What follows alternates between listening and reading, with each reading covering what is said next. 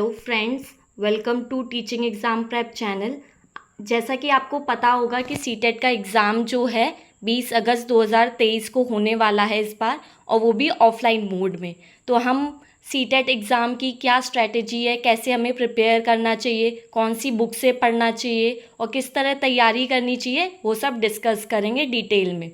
और इस बार paper offline mode में है तो आप अच्छे से तैयारी कर सकते हैं। अभी भी 2 महीने बाकी हैं एग्ज़ाम में, तो हम अच्छे से प्रिपेयर कर सकते हैं एग्ज़ाम के लिए, ताकि हम फर्स्ट अटेम्प्ट में ही एग्ज़ाम को क्लियर कर लें और वो पास हो जाए उसमें। सबसे पहले हमें सीटेट एग्ज़ाम का पैटर्न पता होना चाहिए कि कितने मार्क्स का पेपर होता है, नेगेटिव मार्किंग है या नहीं है, कौन कौन से सब्जेक्ट होते हैं, ये सब हमें पता होना चाहिए। तो सीटेट एग्ज़ाम में पेपर 1 में हमारे 5 सब्जेक्ट होते हैं: CDP, मैथमेटिक्स, लैंग्वेज 1, लैंग्वेज 2 और EVS। ये सारे जो हैं 30 मार्क्स का एक सब्जेक्ट होता है। मिला के पूरे पेपर 150 मार्क्स का होता है, और उसमें जो है हमें 2.5 घंटे का पेपर होता है, कोई नेगेटिव मार्किंग नहीं होती। और हर पेपर में 15 मार्क्स की पेडागॉजी होती है, मतलब 15 मार्क्स का जो है वो सब्जेक्ट होगा और 15 मार्क्स की पेडागॉजी होगी। मैथमेटिक्स में जो है बच्चे काफ़ी डरते हैं कि कैसा पेपर आता होगा, हार्ड तो नहीं आती मैथ्स, बट ऐसा कुछ नहीं है। मैथमेटिक्स काफ़ी बेसिक आती है, ऐसा कुछ नहीं है कि हार्ड आता हो। बहुत सिंपल बेसिक चीज़ें हैं। अगर आपको थोड़ी बहुत भी मैथ्स आती है तो आप आराम से कर सकते हैं। आपको बस क्वेश्चंस जो हैं प्रीवियस ईयर करके देख लेनी चाहिए, जिससे आपको आइडिया मिल जाए किस तरह के क्वेश्चंस आते हैं। बेसिक क्वेश्चन आते हैं, बस आपको थोड़ी नॉलेज होनी चाहिए।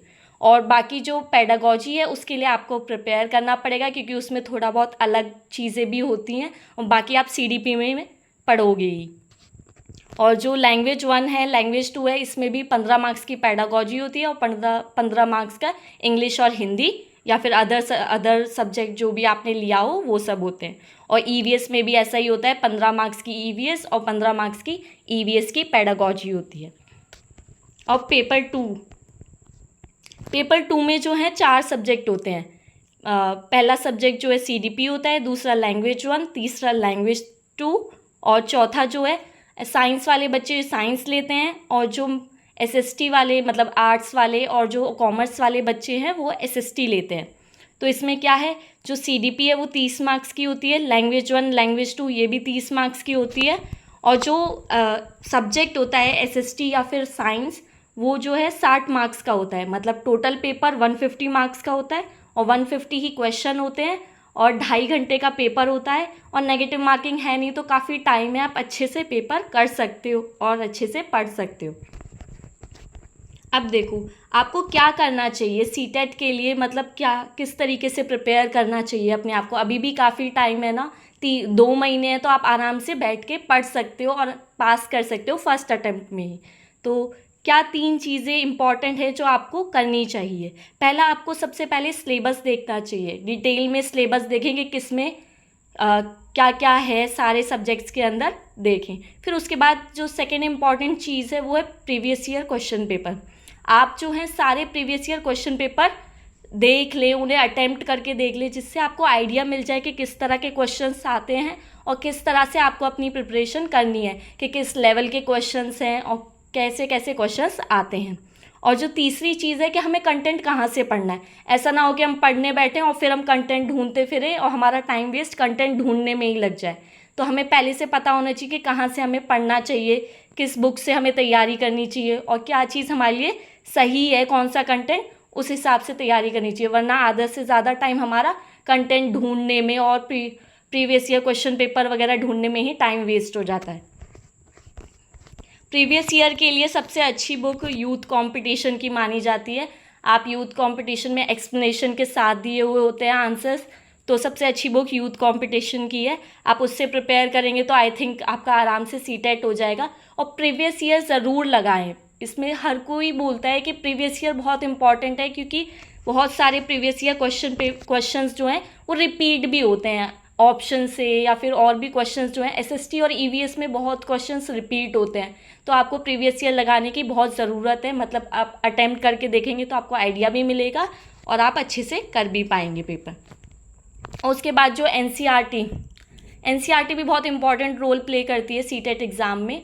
जो ईवीएस है और जो एसएसटी है और जो साइंस मैथ्स है उसके लिए जो है एनसीईआरटी बुक्स काफ़ी इंपॉर्टेंट है। ईवीएस के लिए 1st to 5th की एनसीईआरटी बुक और जो एसएसटी है उसके लिए 6th to 8th की एनसीईआरटी बुक एसएसटी की, उनसे पढ़ना चाहिए और उनसे काफ़ी अच्छा कर सकते हैं। और बहुत सारे इंपॉर्टेंट टॉपिक्स हैं जो आपको पता होना चाहिए, मतलब इनकी नॉलेज है तो आप आराम से सीटेट पेपर अच्छे से क्लियर कर सकते हैं। जैसे ये मेरा फर्स्ट पॉइंट है इसमें टॉपिक में, concept of growth and development. Second point है पियाजे, वाइगोत्स्की, कोलबर्ग, इनकी थ्योरी पता होनी चाहिए। थर्ड पॉइंट है इंक्लूसिव एजुकेशन, ये तो बहुत इंपॉर्टेंट है। हर उसमें आपको कहीं ना कहीं हर सब्जेक्ट के अंदर 1 या 2 क्वेश्चंस आपको इंक्लूसिव एजुकेशन से रिलेटेड मिल ही जाएंगे, तो आप इसे अच्छे से पढ़ कर जाएँ। फोर्थ पॉइंट है RTI act, right to education act 2009।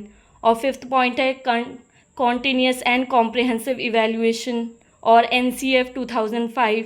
और सिक्स्थ पॉइंट है लैंग्वेज एंड थॉट। ये सब आप अच्छे से पढ़ कर जाएँ क्योंकि ये ना आपको हर सब्जेक्ट के अंदर इनके कुछ ना कुछ क्वेश्चंस मिल ही जाएंगे। ये सीडीपी में भी हेल्प करेंगे और जो बाकी जो सब्जेक्ट्स हैं उनकी जो पेडागॉजी आएगी उसमें भी काफ़ी हेल्प आपको करेंगे।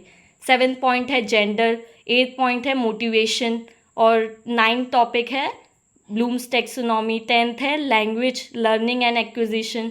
11th है एनईपी 2020। एनईपी से भी बहुत क्वेश्चंस आ रहे हैं, हर उसमें आपको सब्जेक्ट में 2 या 3 क्वेश्चन आपको एनईपी से रिलेटेड मिल जाएंगे, तो आप इसे ज़रूर अच्छे से पढ़ कर जाएँ। और 12th पॉइंट है डायग्नोस्टिक एंड रिमीडियल टीचिंग, इससे भी एक क्वेश्चन आ ही जाता है। तो आप ये जो मेन टॉपिक्स जो मैंने बताए हैं ये ज़रूर पढ़ कर जाएँ। अगर आपको ये वीडियो अच्छी लगी हो और थोड़ी भी हेल्पफुल रही हो तो आप प्लीज़ इस चैनल को लाइक करें, सब्सक्राइब करें। और आपको सीटेट से रिलेटेड कोई भी कंटेंट चाहिए हो या फिर क्लासेस चाहिए हो तो कमेंट करें। Thanks for watching this video.